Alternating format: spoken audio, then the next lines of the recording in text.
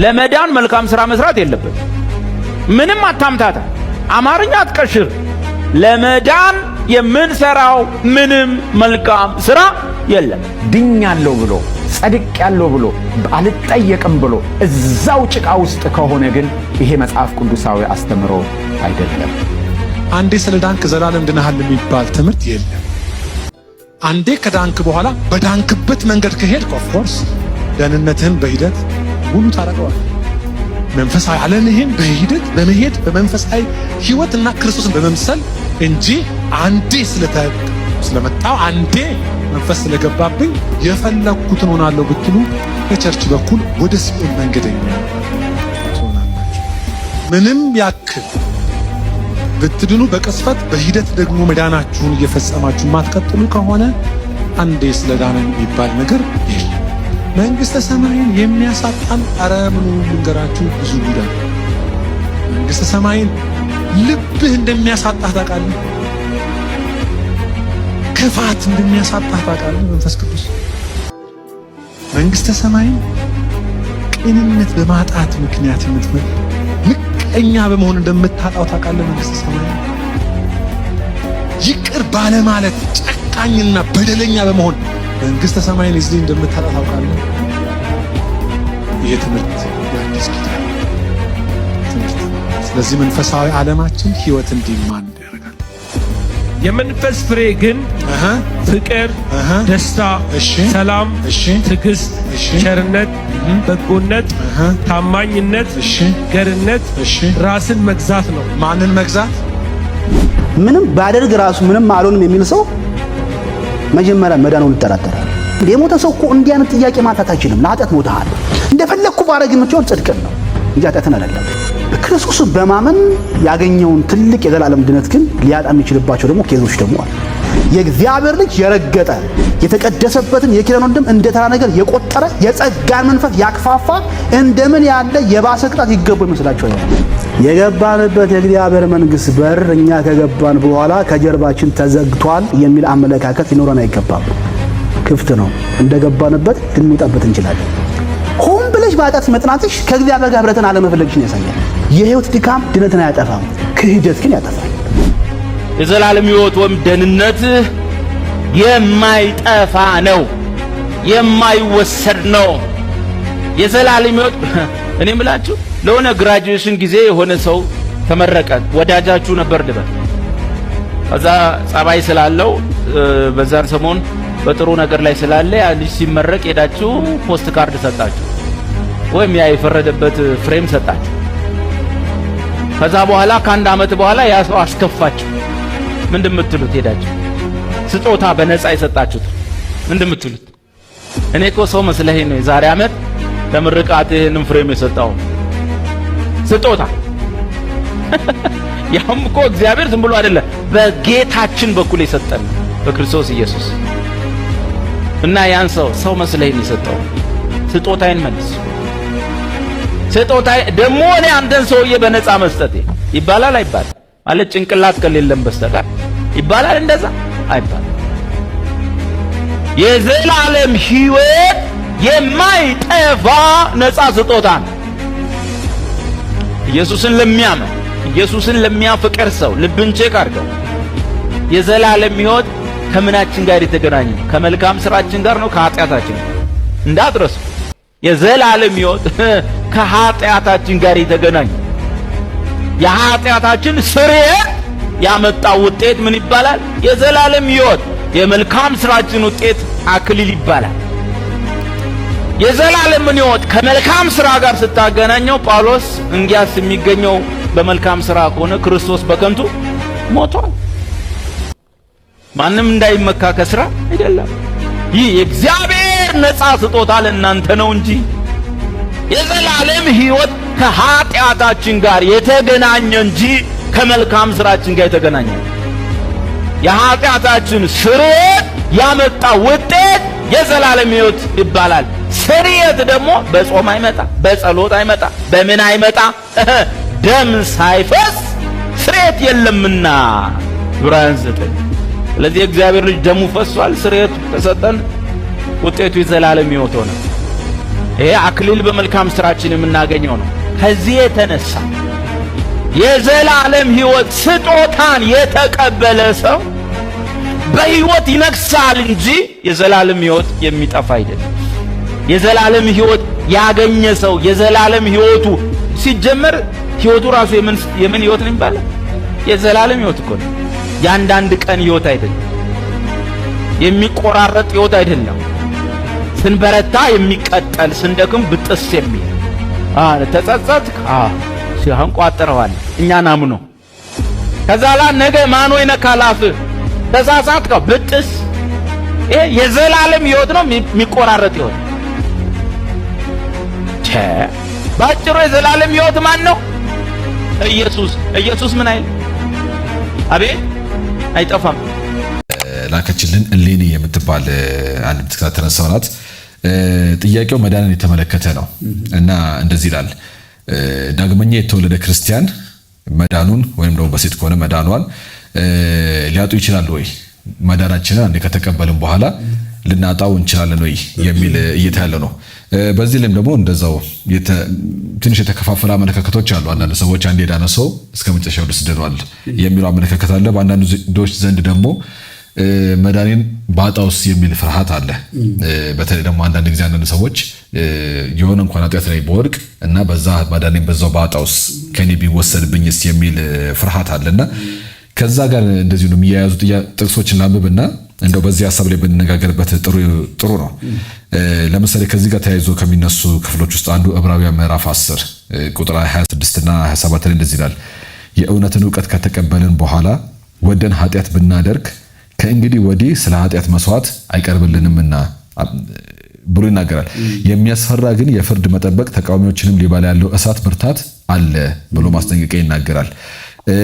ሌላም ደግሞ ክፍል ነው ብንመለከት ሁለተኛ ጴጥሮስ ምዕራፍ 2 ቁጥር 20 ላይ በጌታችንና በመድኃኒታችን በክርስቶስ ዕውቀት ከዓለም ርኩሰት ካመለጡ በኋላ ዳግመኛው በእርሷ ተጠላልፈው የተሸነፉ ቢሆኑ ከፊተኛው ኑሯቸው ይልቅ የኋለኛው የባሰ ሆኖባቸዋል ብሎ በተለይም እዚህ ክፍል ላይ ስህተትንም ስለሚያስተምሩ ሰዎችም እያነሳ ነው የሚናገረው ጴጥሮስ ላይና እነዚህ አይነት ክፍሎችን ስንመለከት ቅድም እንግዲህ የታችን ካነሳችሁ ጥያቄ ጋር ይመሳሰልብናልና አንድ ሰው መዳንን ከተቀበለ በኋላ የተቀበለው መዳን ሊያጣው ይችላል? እግዚአብሔር ይወስደዋል ወይስ እንዴት ነው? እስቲ ከነዚህ አንፃር እንመልከተው። ያው ከባድ ጥያቄ ነው። ያው ጀመረ ስለ ጥያቄው አሁንም አመሰግናለሁ። ግን ያው መዳን በጣም ሰፊ ሂደት ነው። በጣም በአንድ በኩል ቅጽበታዊ ምንነት አለው። ሰው ጌታችን መድኃኒታችን ኢየሱስ ክርስቶስን የግል መድኃኒት አድርጎ ሲቀበል ንስሐ ሲገባ ወደ እግዚአብሔር ሲመጣ ዳግመኛ ሲወለድ ዳነ። ኦልሬዲ በቃ የተረጋገጠ የሆነ ቅጽበታዊ እንትን አለው። እሱን ነው ዳግም ልደት የምንለው። ዮሐንስ 3ም ላይ አይተነዋል ከዚህ በፊት።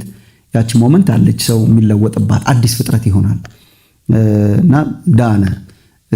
ግን የመዳን ገጽታችን ግን የሂደት ጉዳይም ደግሞ እንደሆነ መጽሐፍ ቅዱስ ያስተምረናል። እንድናለን ኮንቲኒዩስሊ ከዚህ ዓለም እየተለየን ወደ ክርስቶስ እየተጠጋን እንድናለን። ቲቶ መጽሐፍ ላይ ቅዱስ ጳውሎስ እንደሚለው ማለት ነው ዓለምን ሁሉ የሚያድን የእግዚአብሔር ጸጋ ተገልጧል ይላል። ያ ጸጋ አንዴ ካዳንን በኋላ ዝም ብሎ የሚለይ ሳይሆን ኃጢአተኝነትና ዓለማዊ ምኞትን እየካደን የተባረከውን ተስፋችን የክርስቶስን ምጽአት እንድንጠብቅ ያስተምረናል ይላል እና ይቀጥላል። መዳን ደግሞ እግዚአብሔር በቀድነናል እንደን ደግሞ ያዳነን ያኖረናል። መጨረሻ ላይ ድነን የመክበር የምንለው የምንገባበት ደግሞ አልቲሜት የሆነ ወደ ሙላት ውስጥ እንገባለን። ከኃጢአት ጋር ማንታገልበት ይሄ ወደ ፍጽምና እንደርሳለን። አሁን ፍጽምና ፖዚሽናሊ ተሰጥቶናል። ፍጹማን ሆነናል፣ ቅዱሳን ሆነናል። በዛ ኮንቴክስት ነው የቆሮንቶስ ክርስቲያኖችን ቅዱሳን የሚላቸው ጳውሎስ። ቅዱሳን ለመባል የማይመጥኑትን በኋላ ስንገባ ዩ ካን ሲ በጣም ብዙ ነገር ነው። የኃጢአት ካታሎግ ነው የሚመዛው። ግን ደግሞ የእግዚአብሔር ቤተክርስቲያን ይላታል፣ ቅዱሳን ይላቸዋል። ይሄ ዝም ብሎ ለለበጣ የተጠቀመበት ሳይሆን ቢግ ቴዎሎጂካል እንትን ነው። ቅዱሳን ናቸው። ክርስቶስ በሰራው ስራ ቅዱሳን ሆነዋል። ግን ያንን ቅድስናቸውን ግን እስከ መጨረሻ ደግሞ ማስጠበቅ አለባቸው። ለሱ ነው ደግሞ የተጻፈው መጽሐፉና ከእግዚአብሔር ታማኝነትና ከእግዚአብሔር ስራ አንጻር ደህንነት የእግዚአብሔር ስራ ነው፣ ከእግዚአብሔር የተሰጠን ነው እና በሱ ውስጥ ነው ያለ ነው። ግን ደግሞ የሚቀጥል ነው። ከኃጢአት እየተለየን ወደ እግዚአብሔር የምንደርስበት ነው። መንፈስ ቅዱስ የተሰጠን ለእርሱ ነው ብለን እናምናለን። መጨረሻ ላይ እንዳልነው ደግሞ ሙላት ውስጥ እንገባለን። አሁን እንዳልከው አሁን እንግዲህ ዳግመኛ የተወለደና ወደ እግዚአብሔር የመጣ ሰው ይሄንን የመዳኑን ነገር ሊያጣ ይችላል ወይ ካልን መጽሐፍ ቅዱስ የሚሰጠን ክሎ አለ በአዲስ ኪዳን። እኔ ይሄንን ጥያቄ ስመልስ በብዙ ፍርሃትና ጥንቃቄ ነው መልሰው።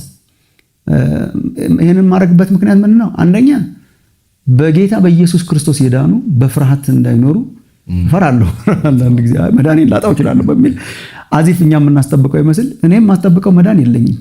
በእግዚአብሔር ታማኝነት ላይ የተመሰረተ ነው። የእግዚአብሔር ታማኝነትን ሳስብ መደገፊያ እሱ ነው። ያዳነን እግዚአብሔር ነው፣ የሚያድነንም እግዚአብሔር ነው፣ የሚጠብቀንም እሱ ነው። አልቲሜትሊ ደግሞ የሚያጸናንና የሚያቆመን የእግዚአብሔር ታማኝነት ነው። የኛ መልካም ስራ ሳይሆን የእግዚአብሔር ታማኝነት ነው። እና የወደዳቸውን እስከ መጨረሻ ይወዳቸዋል። እግዚአብሔር ታማኝ አምላክ ነው። ጠብቆ ለክብሩ ቀን ያቆመናል። ይሁዳ መጽሐፍ ላይ እንደሚለው ጠብቆ ለክብሩ ቀን ያለ ነውርና ያለ ነቀፋ ያቆመናል። ለቆሮንቶሳውያንም እንደዛ ይላቸዋል ጳውሎስ። ለዚህ እኮ ነው አሁን እኛማ መዳናችንን አስጠብቀን የምንጨርስ ከሆነ እኮ ክብር ለኛ ይገባል። መጨረሻ ላይ ክብር ለእግዚአብሔር ይሁን የሚባለው እኮ ድነን ከጨረስን በኋላ ይገባል የሚባለው እኮ ያዳነንና የጠበቀን በታላቅ ምሕረት እግዚአብሔር ስለሆነ ነው።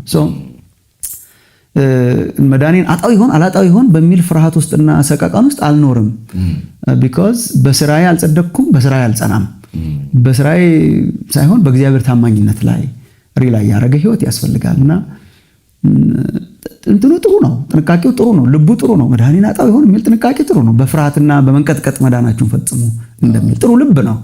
ምንም አልሆንም ከሚለው ይልቅ ጥሩ ልብ ነው። እኔ የደቀ መዛሙርቱ የኢየሱስ መጨረሻዎቹ ቀናት ውስጥ አሳልፎ ከመካከላቸው ከ12 እኮ ያውም ከ12 አንድ አሳልፎ ይሰጠኛል ሲል አብዛኞቹ ይደነግጡ ነበር ከይሁዳ በስተቀር።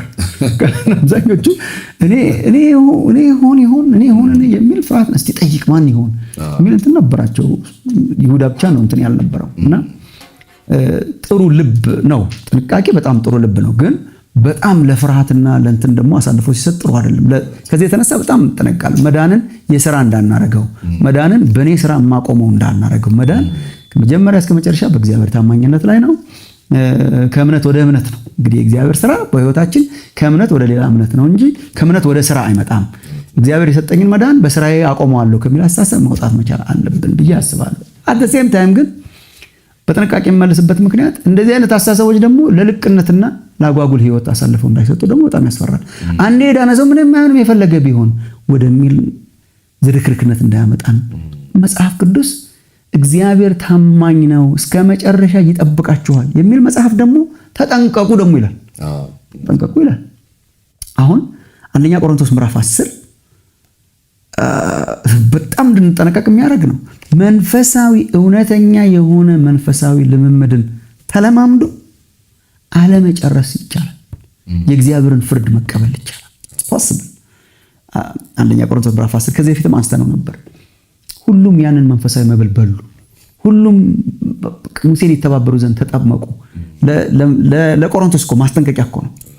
ሁሉም ሙሴን የተባበሩ ዘንድ ተጠመቁ፣ ሁሉም ያን መንፈሳዊ መብል በሉ፣ ሁሉም ያንን መንፈሳዊ መጠጥን ጠጡ።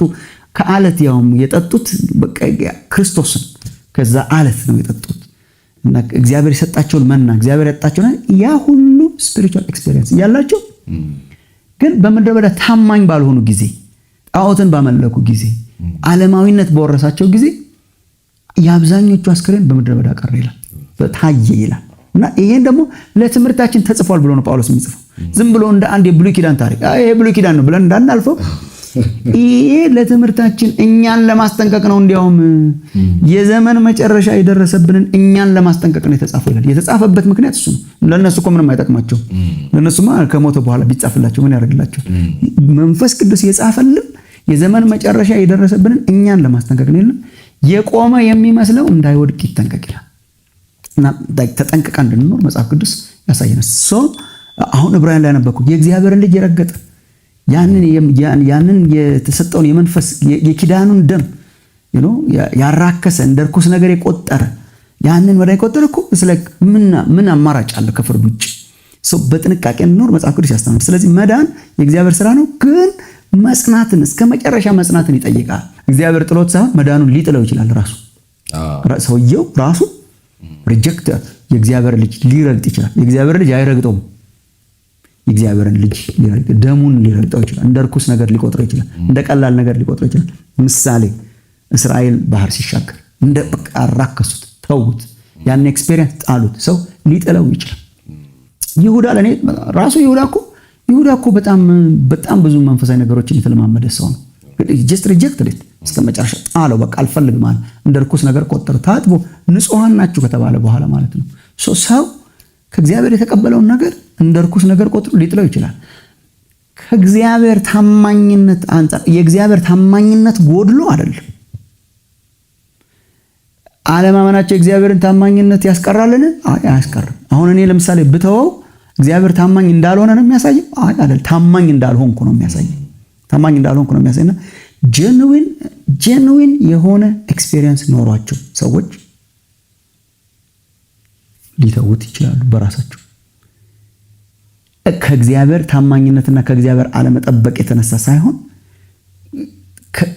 ሰዎች ከእግዚአብሔር የሰጣቸውን ቫልዩ ከመናቃቸው ከመተዋቸው የተነሳ። ይሄ እንግዲህ ያንዳንዱ ኃጢአት በሰራን ቁጥር መዳኔን ጣልኩ እንዴ ካልን ማት ጊዜ ጣል ነው። እሱ ማን መዳን ይችላል? እኔ I'm not talking about ይሄ ኃጢአት በየቀኑ ኃጢአት የሚታገላቸውን ሰዎች እኛ ሁላችን ማለት በየቀኑ ኃጢአት ይታገለናል። በየቀኑ ኃጢአት እናደርጋለን። በየቀኑ እንወድቃለን። እግዚአብሔር እየነሳ ያስተካክለናል። እግዚአብሔር ሪስቶር ያደርገናል። እግዚአብሔር ይጠብቀናል እስከ መጨረሻ ድረስ። ግን እንደ ላይፍ ስታይል ግን ሪጀክት የሚያደርጉት ሰዎች አሉ። ጌታን መከተል ብቻ ሳይሆን እኮ ጌታን አገልግለው በአስደናቂ የጸጋ ስጦታዎች አገልግለው የመጨረሻ ህይወታቸው ላይ ሪጀክት አድርገው እኮ የሚሞቱ ሰዎች አሉ። ክርስትና እኮ የተመሰረተው በክርስቶስ ላይ ስለሆነ ነው ቤተክርስቲያን የጸናችው እንጂ ብዙ ጌታን አምልከውና አገልግለው የጣሉ ሰዎች አሉ። ሰው በዚህ መልክ ማስቀመጥ ይችላል። ሰው መዳኑን ሊጥል ይችላል ወይ? yes በክርስቶስ ድኖ በመንፈስ ታትሞ አይደለ ኤክስፔሪየንስ አድርጎ ያንን መንፈሳዊ መብል በልቶ ያንን መንፈሳዊ መጠጥ ጠጥቶ ክርስቶስን ኤክስፔሪየንስ አድርጎ ተጣምቆ አይቶ አገልግሎ ሊጥለው ይችላል። እግዚአብሔር ህዝቡን ይጥላል? አይጥልም። ህዝቡ እግዚአብሔርን ሊጥል ይችላል? አብሶሉትሊ። እስራኤል እግዚአብሔር ከላይኛን ሪጀክት እንዴት ነው እየጣለን ሳይሆን እኛ እግዚአብሔርን እምቢ ብለን እየሄድን አስቸግረን ነው። ሰው ልቡን እልከኛ ሊያደርግ ይችላል እስከ መጨረሻ። ሰው ልቡን እልከኛ ሊያደርግ ይችላል እስከ መጨረሻ። ስለዚህ ዕብራውያን የሚያስተምረን አሁን ዕብራውያን 10 ያነበብከው በፍርሃት እንድንኖር ሳይሆን ያን ያህል መዳኔን አጣል ግን መዳናችንን ይሄ ስፖይል የሚያደርግ መራራ ስር እንዳይበቅል መጠንቀቅ አለብን።